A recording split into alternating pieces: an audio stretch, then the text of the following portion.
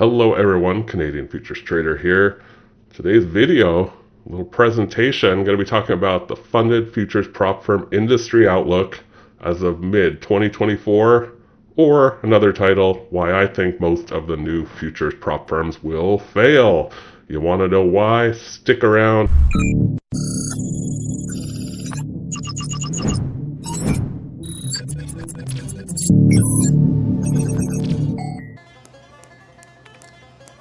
Gotta get more followers.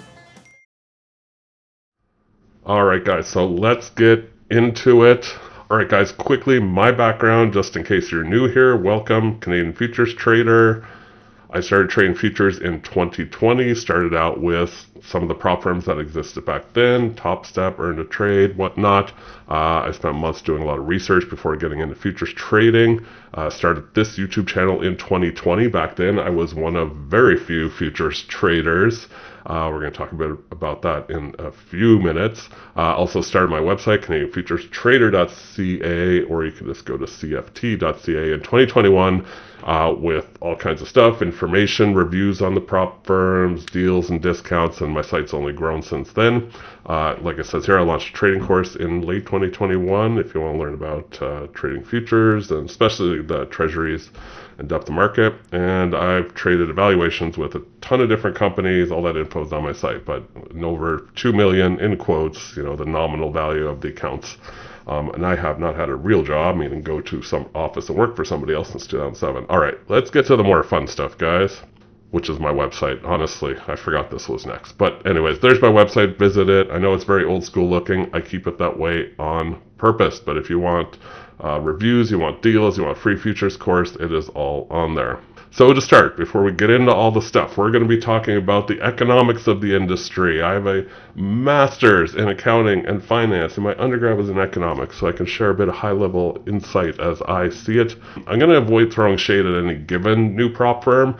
If I'm going to speak favorably about companies, I might put their names in, but I don't want to just single out any one given company, because basically I think everything I'm going to say applies to pretty much all the new companies from the last 3 months.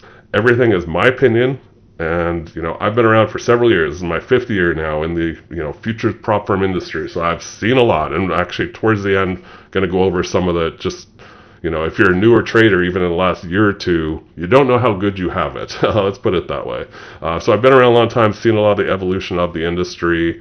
And so take my opinion for what it's worth. And lastly, I don't expect everyone to agree with me with anything I say, all of what I say. It's all just my opinion, If you're here watching the video, you're here to listen to my opinion, so keep that in mind. So first things first, let's just start with basic economics. Supply and demand. We all heard supply and demand, blah, blah. Let's talk about supply and demand of the industry as I see it. So demand is growing. There's more traders. So there's fallout from the Forex industry. Traders are shifting now over to futures.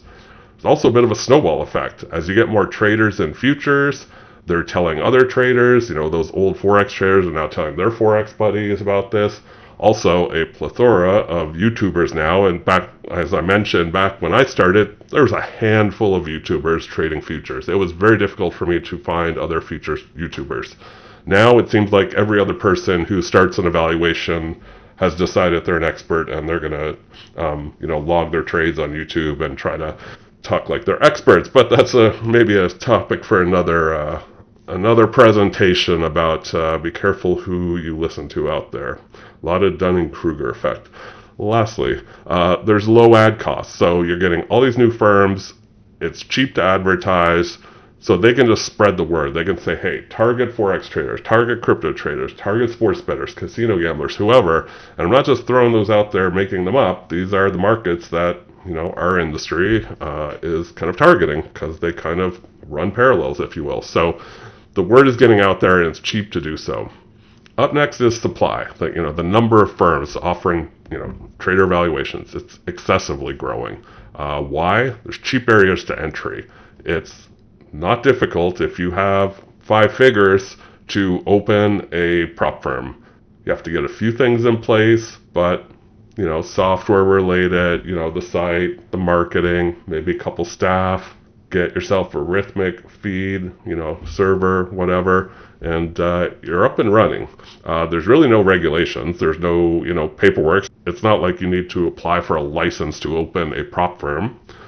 And basically anyone worldwide with capital could do this. So keep in mind, I know most of my audience, even though I'm in Canada, is the US, and that's where it seems the bulk of the futures trading is happening. Not, it's happening worldwide, but, just going off stats here, visitors to my site, my YouTube, all that, most people are in the US. Realistically, though, at least half of these firms are based out of other countries, overseas, all that type of stuff. So the point being is anyone worldwide could open a firm and target the US market or, markets worldwide. I would also say most firms aren't actually run by futures trader. They're run by entrepreneurs looking to capitalize on this growing market. Again, I'm not saying all firms, I'm not saying one or two, somewhere in the middle, but definitely there's several of your favorite firms out there that are in this because there's an opportunity. And I'm speaking more specifically about the newer firms. Let's go down the economics road a bit more. Don't worry, we're going to get to the juicy stuff here in a second where I do start throwing some shade at the industry. Pure economic cycles are playing out here. So the supply is growing due to the historically profitable industry, low barriers to entry, right? The demand is growing, all the things we just talked about. Low price to enter, crossover from other industries, Forex, etc. At the same time, you now have all these firms, and the number of firms only continues to grow. So firms are starting to compete on pricing because they got to grab those customers, got to grab those new customers. And that's the first thing new traders are looking at is what does it cost me to get an evaluation? Second, firms are competing on rules to pass. XYZ firm is going to try to make their rules look slightly more favorable than ABC's firm, etc. And then third, firms compete on the rules when funded. Now, I can say pretty confidently that most traders look first in this order. They look at the price first. They want the cheapest evaluations they can get. Second, they say, okay, how easy is this to pass? Third, they might look at the rules when funded, how to do withdrawals, how often are withdrawals, is there scaling, blah, blah, blah.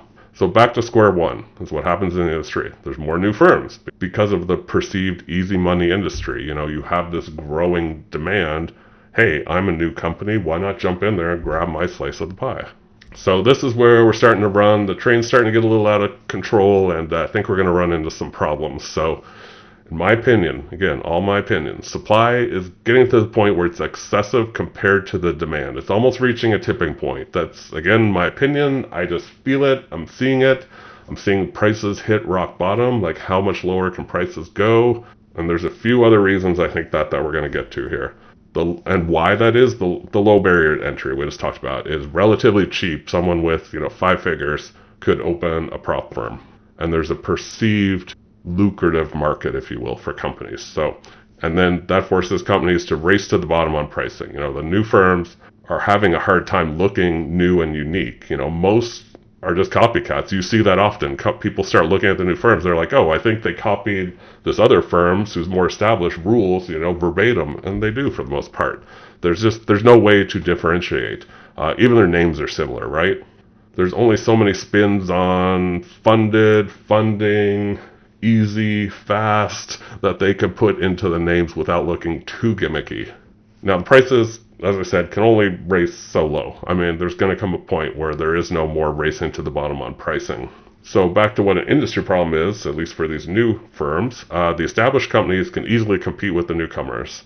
They already have an established user base. They have a long track record. At this point, honestly, being in business for 2 years is long.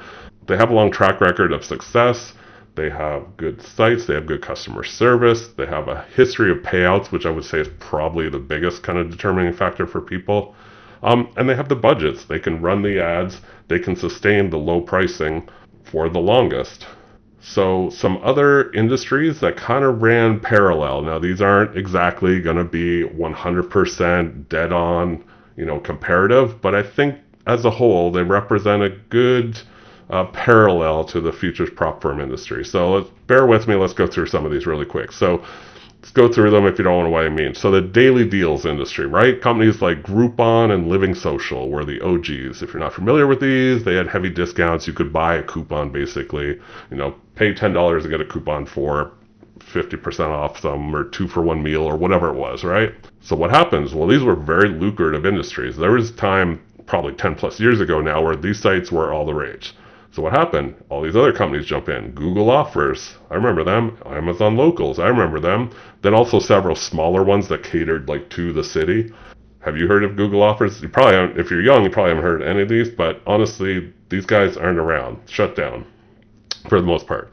Go on. Electric scooter rentals. Lime, Bird, still around, right? You see them, big cities. There was a bunch of other companies, Spin, Scoot, Jump, other smaller ones, same deal, like for specific to a city. Some of these got acquired by the big names, some just shut down. Social media sites, Facebook, Twitter. Anyone remember Google Plus? I do. I had a Google Plus account. Never took off. This one is honestly feels the most comparative to the futures industry. It's like you had the big ones, then you have a big name like Google come in and like, we're going to do Facebook better. And it just fizzled out. Everybody was excited. Yeah, Google's getting into the space. And just, it never took off and they shut it down. LO Peach, and then there were some other niche sites, catered to very specific markets. Same deal, you get that a lot. None of these exist anymore. Meal delivery services. And sorry guys if this is a lot, you can jump to the next slide. But Blue Apron, HelloFresh. I had Blue Apron, I don't know, 8 years ago or something. Very profitable, right? Deliver meals to your home that they give you all the ingredients and cool recipes and you cook them up. So what happens? Plated, Sunbasket, Marley Spoon. I remember Plated mainly. I believe at least one of these got acquired, others shut down. Digital banks, so no physical locations. Simply Move In, these are US ones. Chime, who might still be around, Revolut, Monzo, and N26. Chime might still be around, I'm not 100% sure. I know Revolut is still around, although I don't think they're real in the US. I'm not as clear, I don't live in the US anymore. Monzo and N26, I'll never hear them anymore. I'm going to do .com industry last. Rideshare industry, Uber and Lyft. Everybody knows Uber and Lyft, right? I use Uber anytime I need. It's just the default, right? It's even become its own verb, right? I'm going to Uber there. Anyone remember Juno? Sidecar? So Juno went out of business. Sidecar got acquired by General Motors, who was trying to get into the rideshare business, and they eventually shut it down. So hopefully you're seeing the theme here. There's a few big names in the industry. Everybody else perceives it as super lucrative. They jump in. They quickly realize it's a lot harder to get a market share when there's already big players, and they eventually get acquired or they shut down. And lastly, just the .com industry in general. If you remember the .com boom.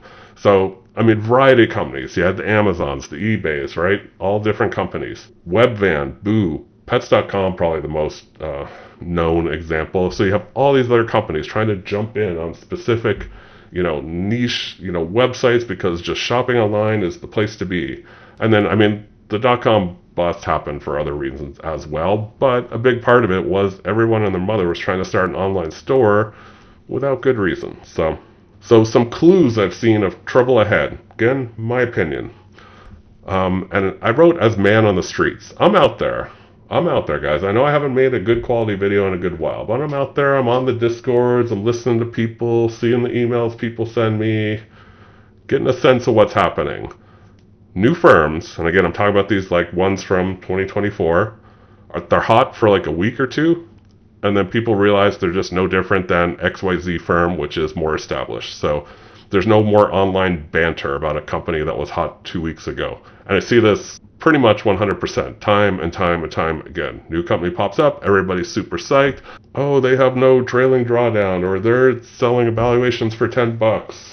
Or you can get paid out 4 times a month. Whatever it is, everybody gets excited, and then it just dies off. Another issue unrelated to that, NinjaTrader themselves, the software, they don't issue free licenses anymore to new prop firms. They've halted that for now. That used to be a perk you used to get with other companies, and now you won't get it. Some people say, I don't care, NinjaTrader sucks. That's fine. That's your opinion.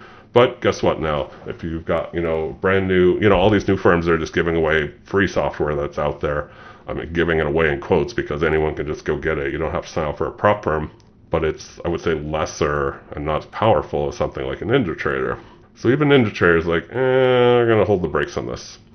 So in general, the senses, everyone's looking at the shiny new firms. They're looking at the pros first. Then a few weeks go by and then they start focusing on the cons. Like an example here. Hey, they're cheap. And then, oh wait, they only pay once a month. Little example from one of the firms I can think of. So again, people get excited. I think too, honestly, I didn't write this here. There's definitely a sense I get in the industry of people, they don't do well at one or firm or two or three firms. They think jumping to the new firm is somehow going to make them a better trader. And the reality is that's not going to solve your problems. So some other clues I've seen of trouble ahead, men on the streets. New firms are launching when they're not even properly ready. And this is kind of a newer thing I've seen with the last few batches, last month or two of new firms. This is like bad. I come from a business background. I wouldn't dare think of launching a company that wasn't 100% polished and ready to go and accept new customers. But what are we seeing in the prop firm industry? Lack of credit card processor in place. Companies only accepting crypto. No dashboard available yet. They're making promises like, oh, we haven't, we're launched, we're selling evaluations. No, you have no way you can actually look at any of your stats or your accounts yet. That's just not yet available. But we thought it was a good idea to get a firm out there already. Another one that's happened recently is firms are starting to ask me, CFT, to promote them. They haven't even been launched yet.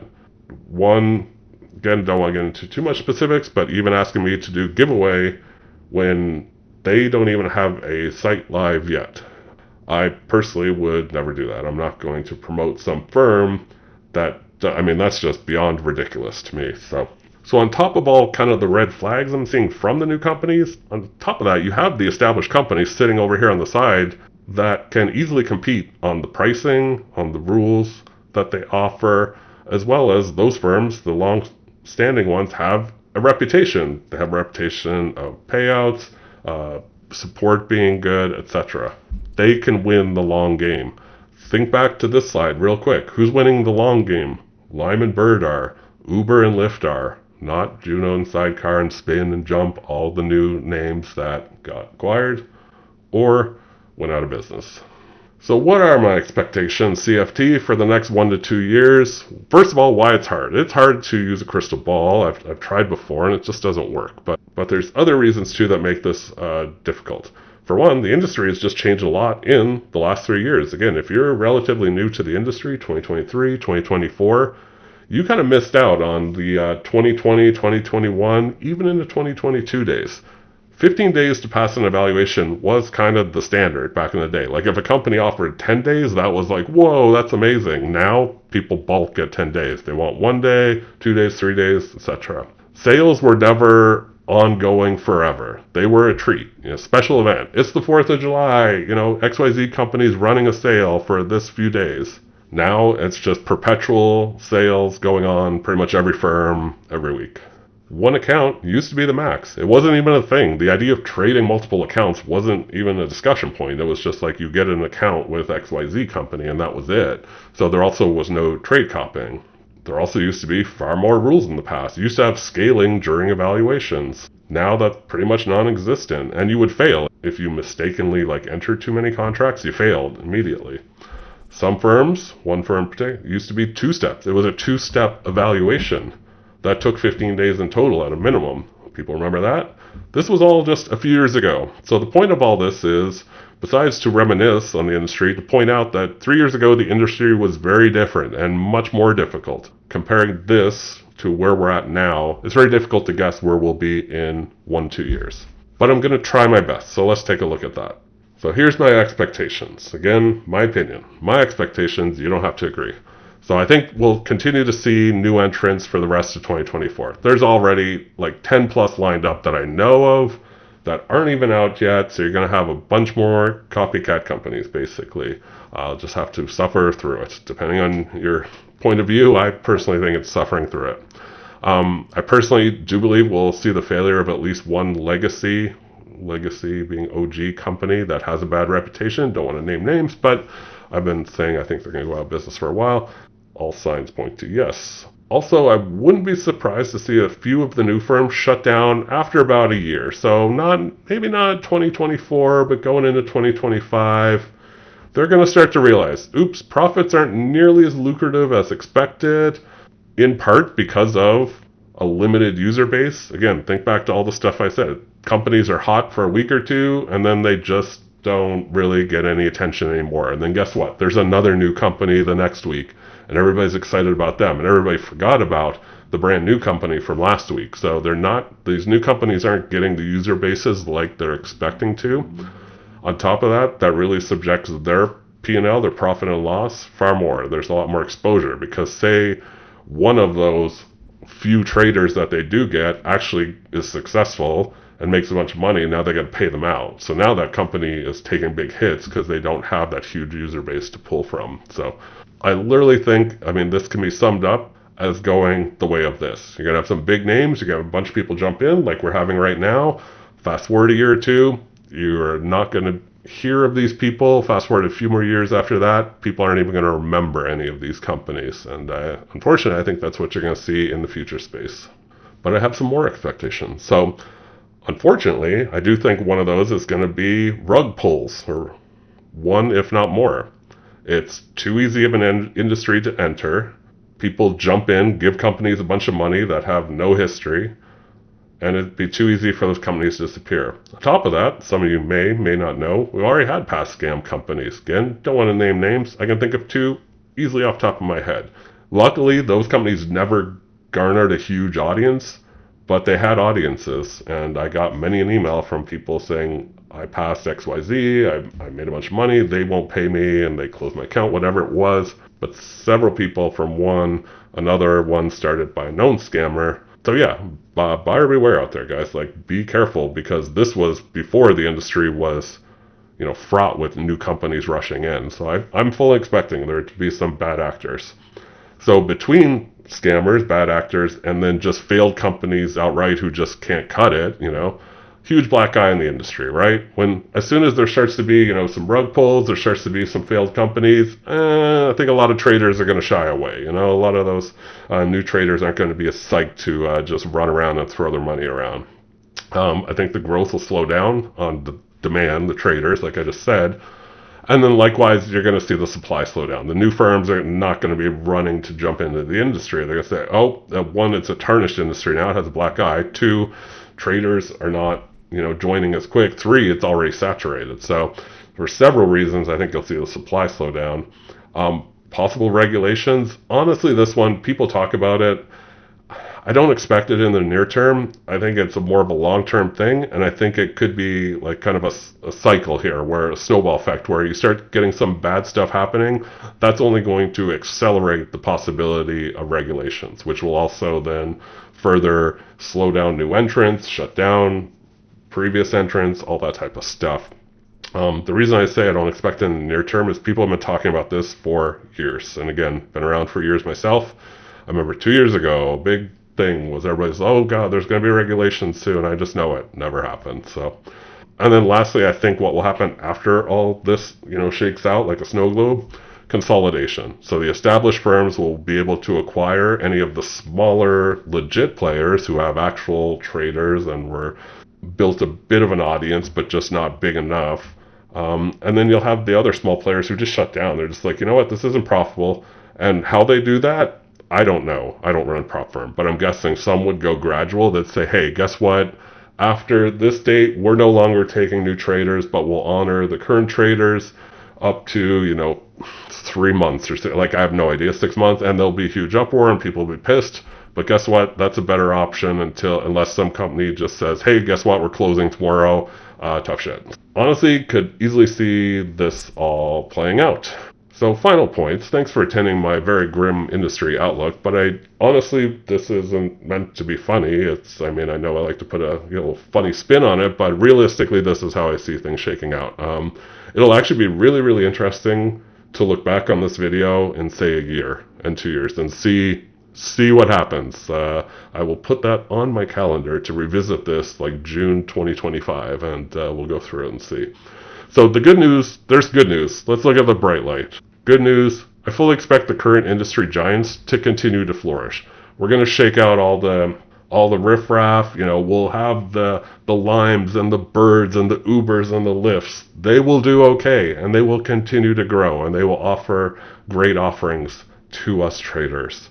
So as a trader, there's still On a high level, plenty of opportunity in this industry. It's just a cautionary tale on where you spend your money. Choose who you partner with wisely. Don't just jump on the hot new shiny ball and because it's the cheapest. And a final reminder, long term, your goal should be get funded, make some money, take that money, and then open your own futures brokerage account. It's exactly what I did. I still have my funded futures accounts, but I've taken a bulk of that profit, put it in my own brokerage account. I trade that way more often than the funded futures accounts at this point because it's honestly very rewarding to trade your own capital. Alright guys, so me, CanadianFuturesTrader.ca or just CFT.ca, I literally bought that domain like a week ago. Social media is on my site, although honestly I'm not as active on it. CanadianFuturesTrader.ca, my site, is where you're going to find all the deals and the courses and the reviews. Funded futures programs are my main focus. Like I said, been around for 5 years now. And discount links to the reputable firms and whatnot on my site or down below in the video description. I hope you found this insightful, useful, something to think about maybe, something to discuss with your counterparts out there in the trading world. Pat myself on the back for not naming any names, good or bad, during the whole presentation. And I'll see you in the next video.